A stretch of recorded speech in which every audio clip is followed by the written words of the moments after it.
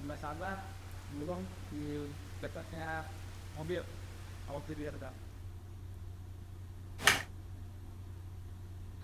Iya, waktu denger lagunya, waktu dikasih sama Sal waktu itu nyala, di 15 detik pertama itu udah terasa ada semacam sesuatu yang organik gitu, jadi sesuatu yang memang nggak tepat kayaknya kalau dipakai dengan kamera digital yang terlalu steril gitu. Lagu ini sebenarnya juga menjadi rangkaian dalam Memoria. Satu konser yang aku lakukan, Memoria itu tema besarnya salah satu adalah memori tentu saja, atau ingatan.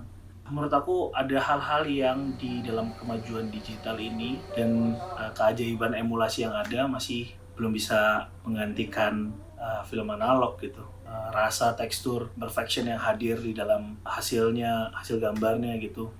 Sehingga semua prosesnya, semua treatment yang dilakukan dalam pembuatan video klip ini termasuk menggunakan kamera analog menjadi cara untuk bisa menyampaikan lagu itu.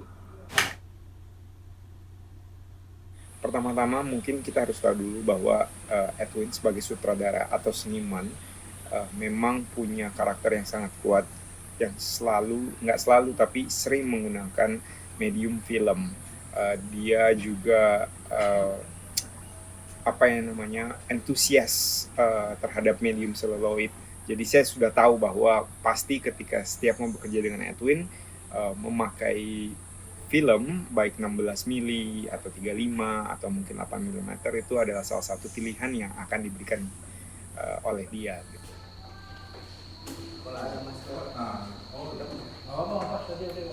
Saat ini music video we're making this, untungnya ada lab proses yang sudah ada di Bali thanks to Orlando dan juga teman-teman di sana, sehingga mungkin ada kesempatan buat kami semua dan para filmmaker di Indonesia untuk kembali menggunakan medium film.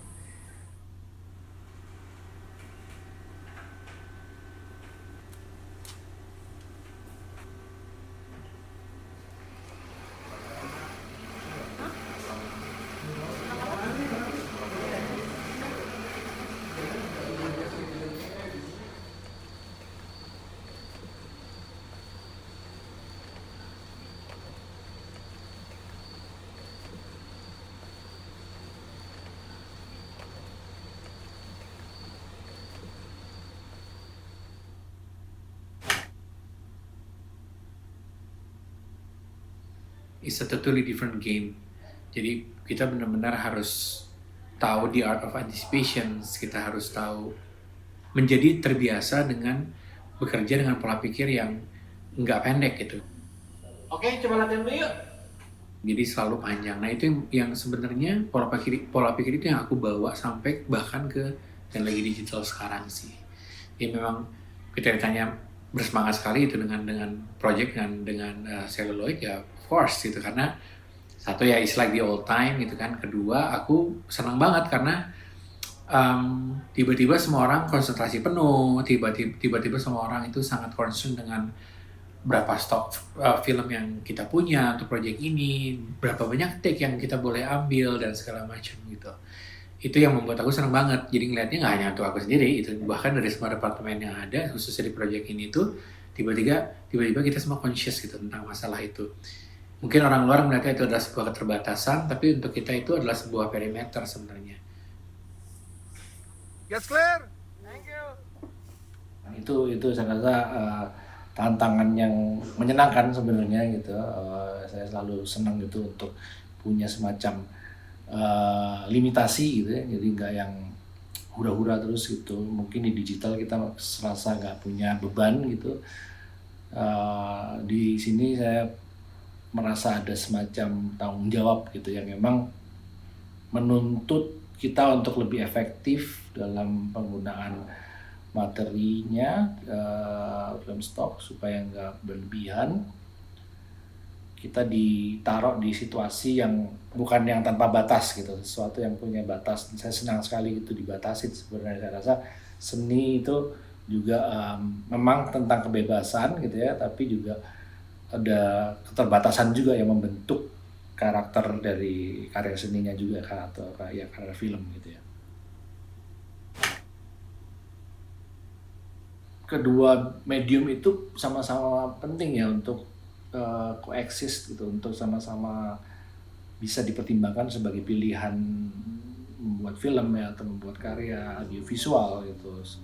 Saya selalu percaya kita membuat karya itu juga tergantung dengan mediumnya.